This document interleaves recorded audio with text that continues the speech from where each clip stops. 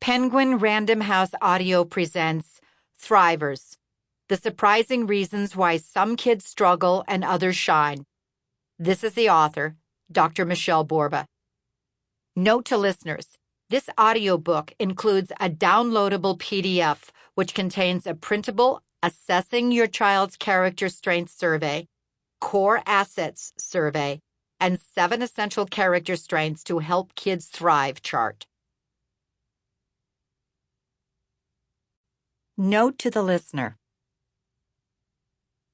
All quotes in this book are from actual phone or face-to-face interviews with teens, parents, and educators. Stories are based on cases of children, teens, and their families and educators whom I have known or worked with over the past several years. A few stories are composite cases of children I have treated or interviewed. All names and some identifying characteristics have been changed to protect the privacy of the individuals involved. All examples from schools and counseling centers are gathered from my actual observations. The exceptions are children and teens interviewed for newspapers or written about in books as examples of children displaying the 7 character strengths of Thrivers. The 3-part organizational format in Thrivers of heart, mind, and will is based on the ancient work of the Greek philosophers and Aristotle, who wrote, "Educating the mind without educating the heart is no education at all." I agree wholeheartedly. Character is destiny. Heraclitus, Athens, Greece. Introduction. Running on empty. We're raising a generation of strivers, not thrivers. It's like we're being produced to be test takers. We're missing the pieces on how to be people. Aaron, 12, Los Angeles. Our kids are in trouble. That simple, terrifying fact was brought home to me when I reached 16-year-old Eva via phone at 7 o'clock on a Sunday evening. She sounded stressed, and I asked if there was a better time to chat. "No, my schedule's always jammed," she said, "and I'd love to talk about what it's like to be a teen these days." Ava hardly looks like a kid most of us would worry about. She lives in an affluent area near Newport Beach, California, and attends a posh private school. She realizes that she's privileged. Her dream is to be accepted into a top-tier college with a Division I women's swim team. UCLA and University of Texas are her first picks. So Eva wakes up at 4 a.m. each weekday for her 5 a.m. private swim practice and then heads to school. She's an honor student with a 4.3 grade point average and takes 4 AP classes plus French 3 and physics honors. After school, there's 2 more hours of swim practice with her team, once a week a school newspaper and student government. She's home at 6:30 p.m., has a quick family meal, and then has 3 to 4 hours of homework and 30 minutes of SAT test-taking practice. "I got a 1450 last time and need to improve by at least 100 points to have any chance of getting into my dream college," she explained. She finally heads to bed at midnight. I was weary just listening. Eva averages 5 hours of sleep a night. 8 to 10 hours are recommended, but only 15% of teens come close.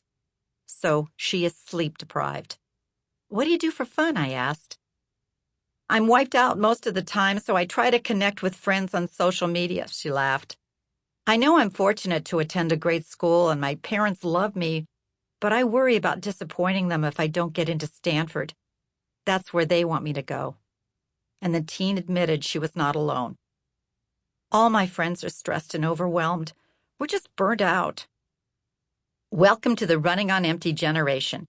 Eva's age cohort, called Generation Z, if born from the mid-1990s on, is smart and dearly loved. They are more inclusive and open-minded. We're the first generation to have dolls that can be boys, girls, neither or both, Eva pointed out. That's got to be good, right? They're well-educated with high aspirations for college and their future. But they're also less happy and more stressed, lonely, depressed, and suicidal when compared with any previous generation. And those descriptions were identified prior to COVID-19 and all the resulting anxiety it produced. Every few months I called to check in with Eva until one day I was surprised that her mother answered. From the sound of her voice, I knew something was wrong. Through her sobs, she explained that her daughter was in the hospital suffering from severe depression. I didn't realize how sad and overwhelmed she felt, the mom sobbed. I thought I'd given her everything she needed to be happy and successful, but I was so wrong. I missed helping her enjoy herself. I hear so many similar heart-wrenching stories from parents, but always when they realize that their kids are not faring well.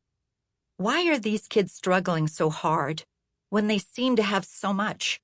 Why does this generation strive but fail to thrive? I decided to dig deeper. The generation of strivers. We are college and career ready, but sure aren't human ready. Aaron, 16, Greer, South Carolina. A few days later, I was halfway across the country at a middle-class middle school in Boston. The security guard escorted me to the library where 12 middle school students were waiting to share their views on what it's like to be a kid today. All were chosen by the counselor based on my criteria: diverse, articulate students with a pulse on the social scene. This was my 25th student focus group, so I had an idea of what to expect. But I was still interested in seeing what they were going to tell me.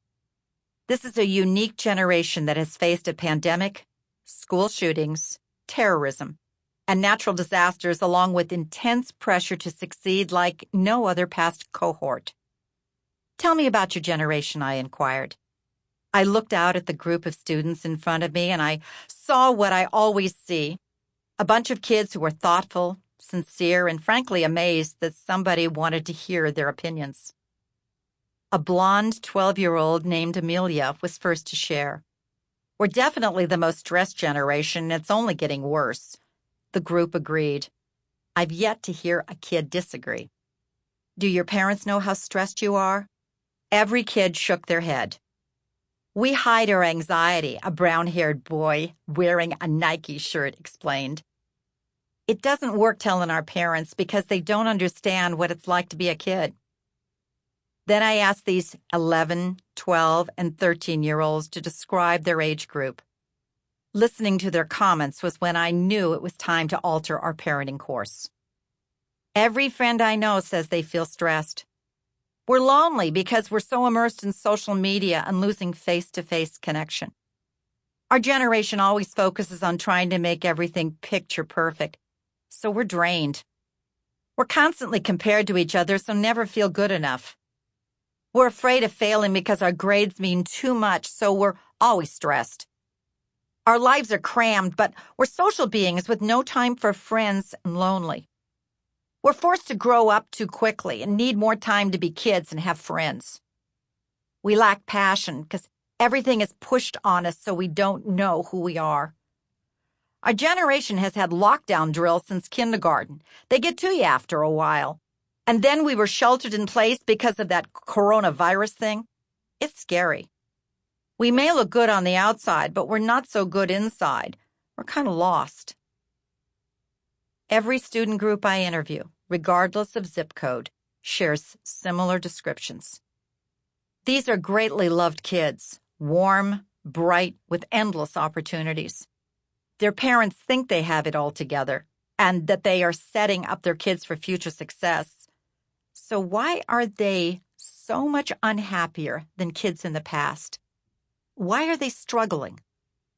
Leave it to a kid to give the best answer. An unfinished wooden puzzle lay on the next table. The box covers showed children from different countries playing together in the world, but pieces were missing. A red-haired boy named Aiden kept staring at it and finally said, "That puzzle is us. We're trying to fit into the world but can't because we're..." Sample complete. Ready to continue?